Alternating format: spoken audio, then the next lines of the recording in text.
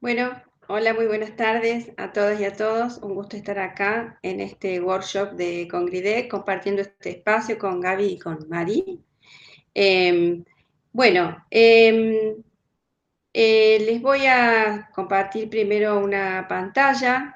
La presentación mía tiene que ver con, por supuesto, el contenido de esta mesa y lo relacionado a la investigación en didáctica de las ciencias y el rol de las asociaciones en ella.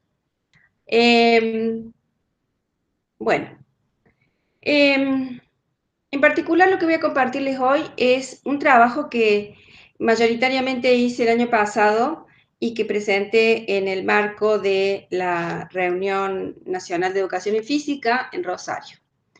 Em, En este trabajo lo que yo hice básicamente es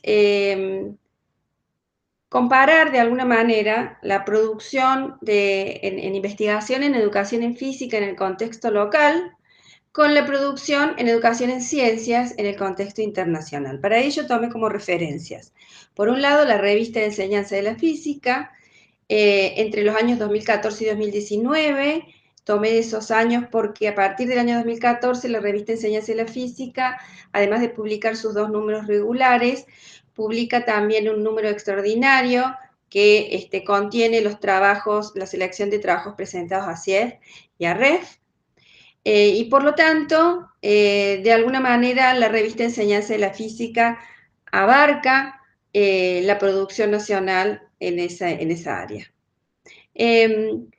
Y en el contexto internacional tomé los últimos dos handbooks que encontré disponibles en investigación y educación en ciencias, que son estos dos que ustedes están viendo allí.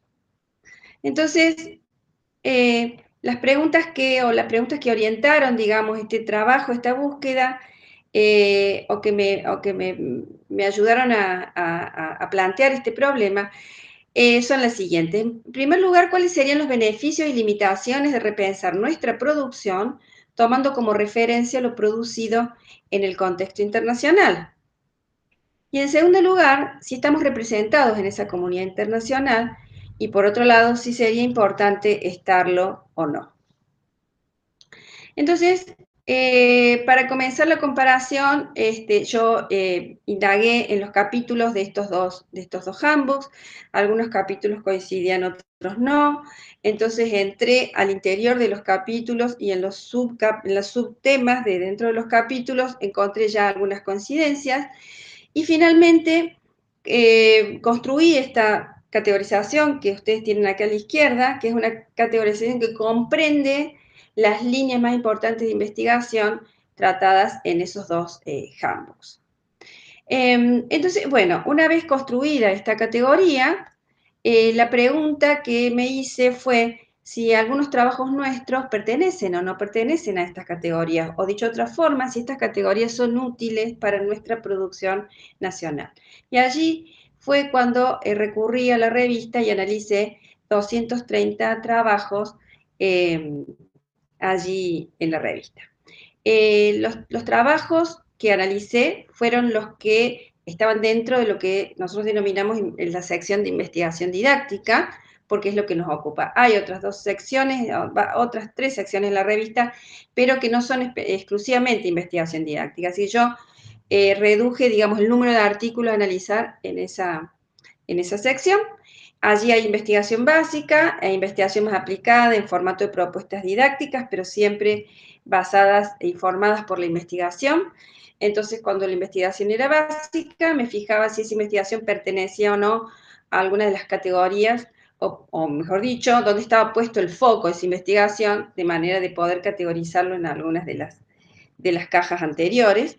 Y cuando era propuesta didáctica, básicamente lo que hacía era buscar los fundamentos teóricos de las propuestas, que básicamente son la concepción de ciencia y la concepción de aprendizaje, y ver en algunas propuestas didácticas las dos concepciones eran fuertes, y en ese caso categorizaba en las dos líneas, ¿no? y cuando había una concepción más fuerte que la otra, solamente categorizaba esa concepción. Entonces, de allí, por ejemplo, en la concepción de ciencia, surgieron algunas propuestas basadas en la naturaleza de la ciencia, otras que proponían enseñanza por indagación, pero en donde la concepción de aprendizaje a veces estaba un poco borrosa o difusa, y otras al revés, la concepción de aprendizaje estaba más presente y la concepción de ciencia más difusa. En esos casos categorizaba únicamente la concepción de aprendizaje.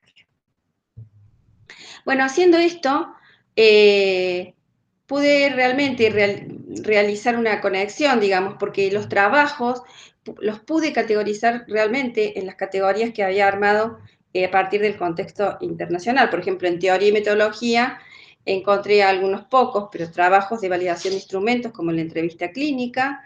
En aprendizaje y cambio conceptual encontré muchísimos trabajos sobre obstáculos durante el aprendizaje de conceptos o obstáculos durante el aprendizaje en el laboratorio, etcétera. Unos muy pocos trabajos encontré que tenían que ver con perspectivas socioculturales y educación urbana, etcétera. Pero en general, digamos, la categoría me sirvió para categorizar los trabajos en la revista. Acá pueden ver algunos que están subrayados, estos son las sublíneas de investigación más populares en nuestro ámbito, y las que no están subrayadas, muy poco populares. Acá podemos ver los números, por ejemplo, y podemos ver que los números son muy dispares, que nos convocan mucho unos temas y muy poco otros, ¿no? Tenemos por un lado 90 trabajos que tienen que ver con los obstáculos durante el aprendizaje de conceptos o la interpretación de representaciones externas o aprendizaje en el laboratorio, y por otro lado tenemos unos 2 trabajos que tienen que ver con equidad y justicia social, ¿no? Entonces, bueno, está repartido, si bien las categorías sirvieron para categorizar nuestros trabajos, la distribución en esas categorías es bastante dispar.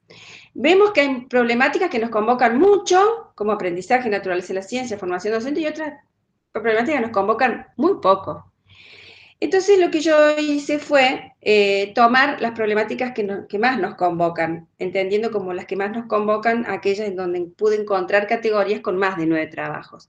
Cuando hice esto, entonces pude definir estas categorías, las que tenían que ver el estudio sobre el aprendizaje, sobre la naturaleza de la ciencia, formación docente, currículum y lenguaje, como, por decir de alguna manera, las categorías más pobladas.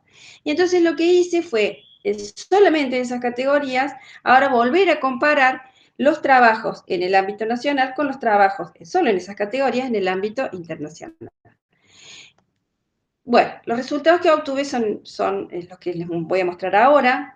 En relación al aprendizaje, encontré que investigamos más sobre los obstáculos para el aprendizaje que sobre los recursos para el aprendizaje o sobre las oportunidades para el aprendizaje.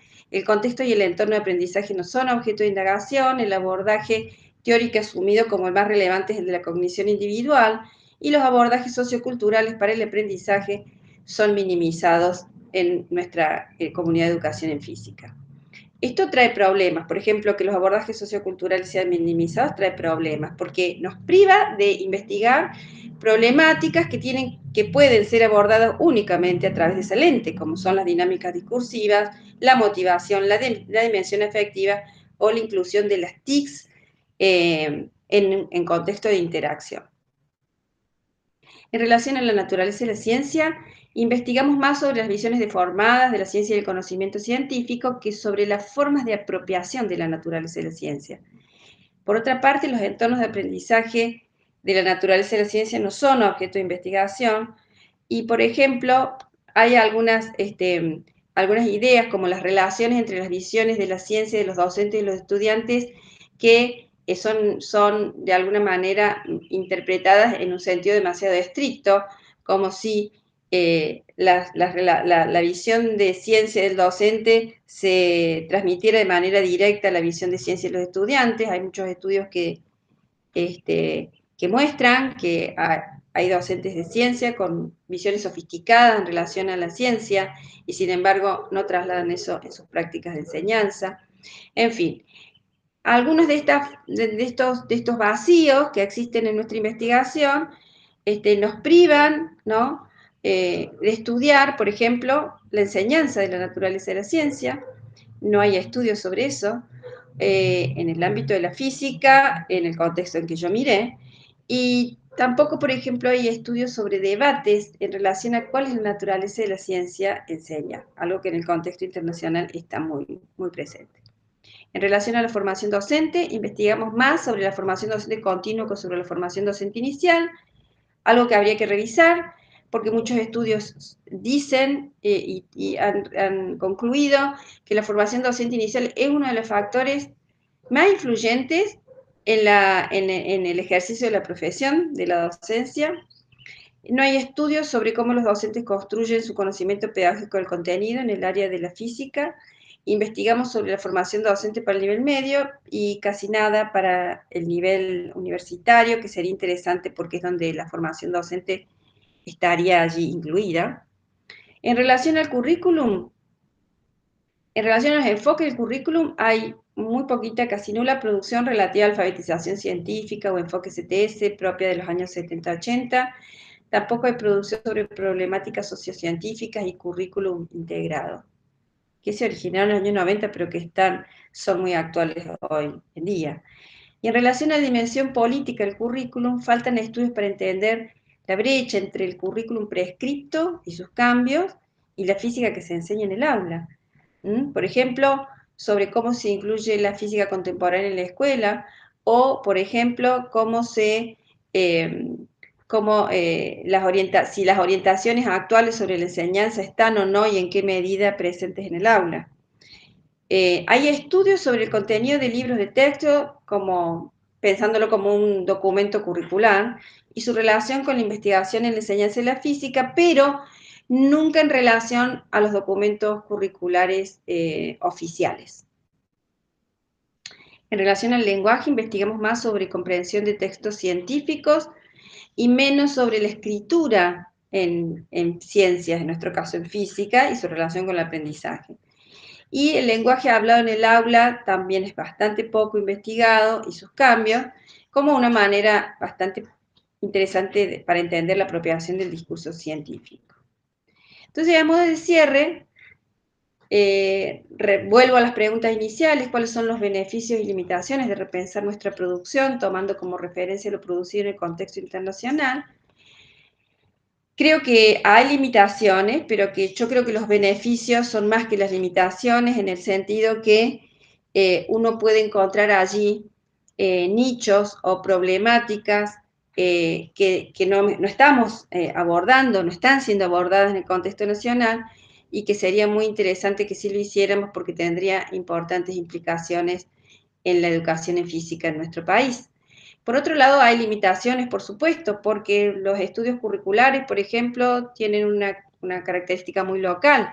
Por ejemplo, en nuestro país, en Argentina, han habido muchísimas no, pero varias reformas curriculares en muy poco tiempo, y hay nulos estudios de cómo esas reformas curriculares han impactado en las aulas de física.